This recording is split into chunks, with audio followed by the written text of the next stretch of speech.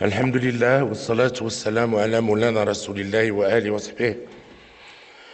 Excellences, Monsieur le Président Alpha Condé, Président du 28e sommet de l'Union africaine, Mesdames et Messieurs les chefs d'État et de gouvernement, Madame la Présidente de la Commission, Excellences, Mesdames et Messieurs.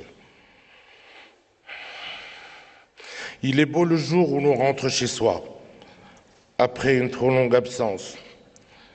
Il est beau le jour où l'on porte son cœur vers le foyer aimé. L'Afrique est mon continent et ma maison. Je rentre enfin chez moi et vous retrouve avec bonheur. Vous m'avez tous manqué.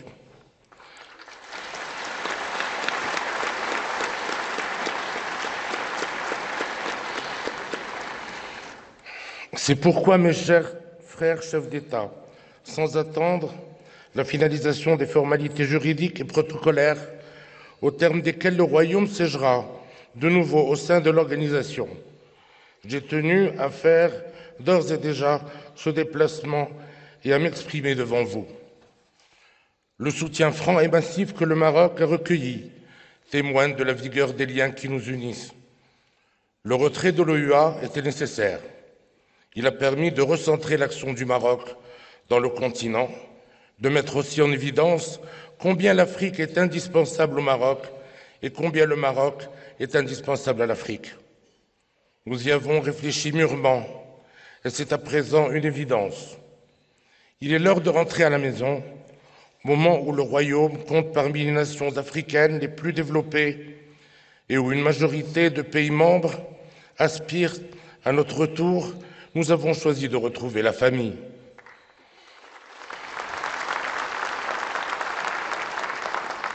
Une famille que nous n'avions pas véritablement quittée. En effet, malgré les années où nous étions absents des instances de l'Union africaine, nos liens jamais rompus sont restés puissants et les pays africains frères ont toujours pu compter sur nous. Des relations bilatérales fortes ont ainsi été développées de manière significative. Depuis l'an 2000, le Maroc a conclu, dans différents domaines de coopération, près d'1 millier d'accords avec les pays africains. À titre de comparaison, savez-vous qu'entre 1956 et 1999, 515 accords avaient été signés, alors que depuis 2000, il y en a eu 949, c'est-à-dire près du double. Pendant ces années, j'ai moi-même souhaité donner une impulsion concrète à ces actions en multipliant les visites dans les différentes sous-régions du continent. Au cours de chacune des 46 visites que j'ai effectuées dans 25 pays africains, de nombreux accords dans les secteurs publics et privés ont été signés. Notre action s'est particulièrement attachée à la question de la formation, qui est au cœur de notre coopération avec les pays frères.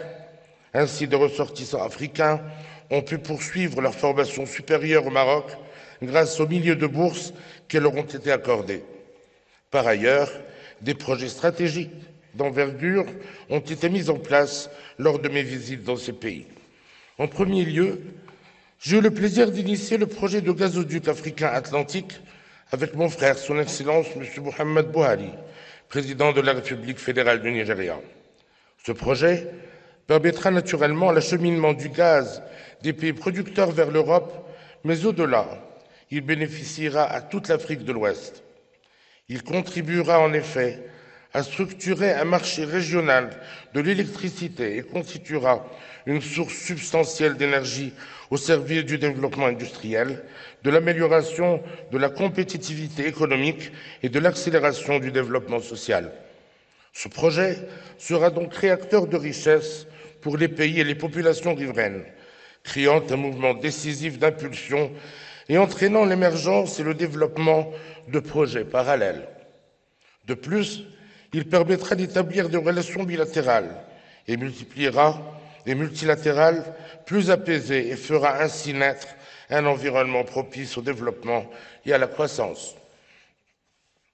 En second lieu, dans le cadre de projets visant à améliorer la productivité agricole et à favoriser la sécurité alimentaire et le développement rural, des unités de production de fertilisants ont été mises en place avec l'Éthiopie et le Nigeria. Les bénéfices de ce projet s'étendront à l'ensemble du continent. Nous le savons, ce ne sont ni le gaz, ni le pétrole qui satisferont les besoins alimentaires de base. Or, le grand défi de l'Afrique n'est-il pas sa sécurité alimentaire? C'est le sens de l'initiative pour l'adaptation de l'agriculture africaine au changement climatique, dite initiative AAA, que nous avons promue lors de la COP22. Elle constitue une réponse innovante et extrêmement concrète aux défis communs posés par les changements climatiques. Dès son lancement, elle a d'ailleurs aussitôt été adoubée par une trentaine de pays. L'initiative AAA vise à lever un financement plus important au profit de l'adaptation de la petite agriculture africaine. Elle accompagnera également la structuration et l'accélération de projets agricoles en s'appuyant sur 4 programmes. La gestion rationalisée des sols, la maîtrise durable de l'eau agricole, la gestion des risques climatiques et le financement solidaire des petits porteurs de projets. Cette initiative a d'ailleurs été l'un des axes forts du sommet africain de l'action que j'ai eu le privilège de présider à Marrakech en novembre dernier. Enfin, nos liens sont également restés puissants en termes de sécurité et de paix. Faut-il rappeler que nous avons toujours été présents lorsqu'il s'est agi de défendre la stabilité du continent? Ainsi, depuis son indépendance, le Maroc a participé à 6 opérations de maintien de la paix des Nations Unies en Afrique, déployant des milliers d'hommes dans les différents théâtres d'opération. Les troupes marocaines sont aujourd'hui encore déployées en RCA et RDC. De même, le Maroc a mené des médiations qui ont permis de faire avancer substantiellement la cause de la paix, notamment en Libye et dans la région du fleuve Mano. Excellences, Mesdames et Messieurs, la vision de la coopération sud-sud est claire et constante. Mon pays partage ce qu'il a, sans ostentation. Dans le cadre d'une collaboration éclairée, le Maroc, acteur économique de premier plan en Afrique, deviendra un moteur de l'expansion commune. À l'intérieur de mon pays, les subsahariens sont accueillis dans les termes que nous avions annoncés. Plusieurs opérations de régularisation ont été lancées.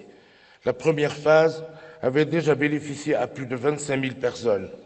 La deuxième vient d'être lancée avec succès. Il y a quelques semaines, selon le même esprit de solidarité et d'humanisme. Nous sommes fiers de ces actions. Elles étaient nécessaires, vitales pour ces hommes et ces femmes qui ont trop longtemps souffert de la clandestinité. Et nous agissons pour que ces personnes ne vivent plus en marge, sans emploi, sans soins, sans logement, sans action. Nous agissons pour que les couples, en particulier les couples mixtes, composés de Marocains et de conjoints subsahariens, ne soient pas séparés. Toutes ces actions constructives en faveur des immigrés ont ainsi justement conforté l'image du Maroc et renforcé les liens que nous avions d'ores et déjà constitués. Certains avancent que par cet engagement, le Maroc viserait à acquérir le leadership en Afrique. Je leur réponds que c'est à l'Afrique que le Royaume cherche à donner le leadership.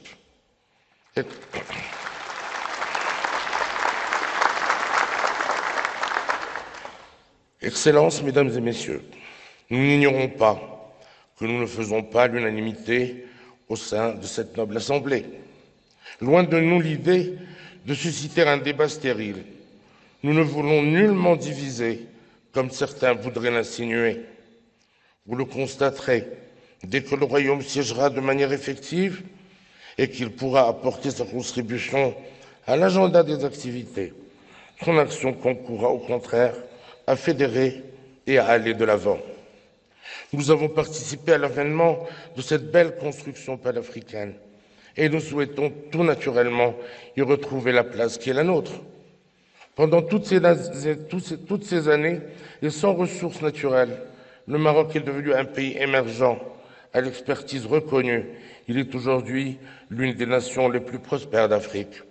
Le Maroc a toujours considéré qu'il fait d'abord puiser sa force dans l'intégration de sa sous-région maghrébine. Or, force est de constater que la flamme de l'humain s'est éteinte, parce que la foi dans un intérêt commun a disparu.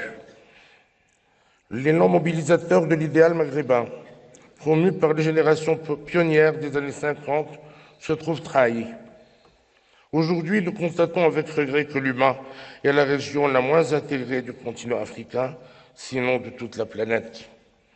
Alors que le commerce intrarégional s'élève à 10% entre les pays de la CEDEAO et à 19% entre les pays de la SADC, il stagne à moins de 3% entre les pays du Maghreb. De même, tandis que la communauté économique d'Afrique de l'Est avance dans des projets d'intégration ambitieux et que la CEDEAO offre un espace fiable de libre circulation des personnes, des biens et des capitaux, les pays du Maghreb sont, eux, à un niveau de coopération économique très faible. Nos concitoyens maghrébins ne comprennent pas cette situation. Si nous n'agissons pas, sauf à prendre exemple sur les sous-régions africaines voisines, l'humain se dissoudra dans son incapacité chronique à rencontrer les ambitions du traité de Marrakech qui lui a donné naissance il y a 28 ans. Excellences, Mesdames et Messieurs, ce constat conforte le Maroc dans son choix de l'Afrique. Ainsi faisant, mon pays opte pour le partage et le transfert de son savoir-faire. Il propose de bâtir concrètement un avenir solidaire et sûr. Nous enregistrons avec fierté que l'histoire nous donne raison. Le Maroc ne rentre pas dans l'Union africaine par la petite, mais par la grande porte. L'accueil chaleureux que nos frères africains nous réservent aujourd'hui en témoigne. Nous invitons avec enthousiasme les nations africaines à s'associer au dynamisme de notre pays et à donner un élan nouveau à notre continent tout entier. Excellences, Mesdames et Messieurs, il est temps que les richesses de l'Afrique profitent à l'Afrique. Nous devons œuvrer afin que notre terre, après avoir subi des décennies de pillage, entre dans une ère de prospérité. Certes, le colonialisme n'est pas la seule cause des problèmes de l'Afrique. Toutefois, ses effets néfastes persistent. Pendant longtemps, nous avons tourné notre regard ailleurs pour prendre une décision, un engagement. N'est-il pas l'heure de faire cesser ce tropisme? N'est-il pas l'heure de nous tourner vers notre continent, de considérer ses richesses culturelles, son potentiel humain? L'Afrique peut être fière de ses ressources, de son patrimoine culturel, de ses valeurs spirituelles, et l'avenir doit porter haut et fort cette fierté naturelle. L'Afrique peut et doit valider elle-même ses processus électoraux et cautionner ainsi le choix libre de ses citoyens. Elle dispose des outils de régulation et des institutions judiciaires telles que les conseils constitutionnels et les cours suprêmes à même de trancher les contentieux et les recours électoraux. Ces organismes pourraient, le cas échéant, être renforcés, mais ils existent, ils sont mis en œuvre, sinon à quoi servent-ils? L'Afrique est aujourd'hui dirigée par une nouvelle génération de leaders décomplexés. Ils œuvrent en faveur de la stabilité, de l'ouverture politique, du développement économique et du progrès social de leur population. Ils agissent avec détermination, fermeté et conviction, sans se soucier d'être notés ou évalués par l'Occident. Depuis plusieurs années, le taux de croissance de certains pays du Nord ne dépasse pas celui de certains pays africains. La faillite de leurs sondages révèle combien ils ont perdu toute capacité de comprendre les aspirations de leur peuple. Et pourtant, ces pays à la situation sociale et économique défaillante, au leadership faiblissant, s'arrogent le droit de nous dicter leur modèle de croissance. Je le répète, la notion de tiers-mondisme me paraît dépassée. Ces agissements relèvent plutôt de l'opportunisme économique. La considération et la bienveillance accordées à un pays ne doivent plus dépendre de ses ressources naturelles et du profit que l'on espère. Excellences, Mesdames et Messieurs, c'est la voie de la solidarité, de la paix et de l'union que mon pays a choisie. Nous réaffirmons notre engagement en faveur du développement et de la prospérité du citoyen africain. Nous, peuples d'Afrique, avons les moyens et le génie, et nous pouvons ensemble réaliser les aspirations de nos peuples. Je vous remercie pour votre aimable attention. Wassalamu alaikum wa rahmatullahi ta'ala wa barakatuh.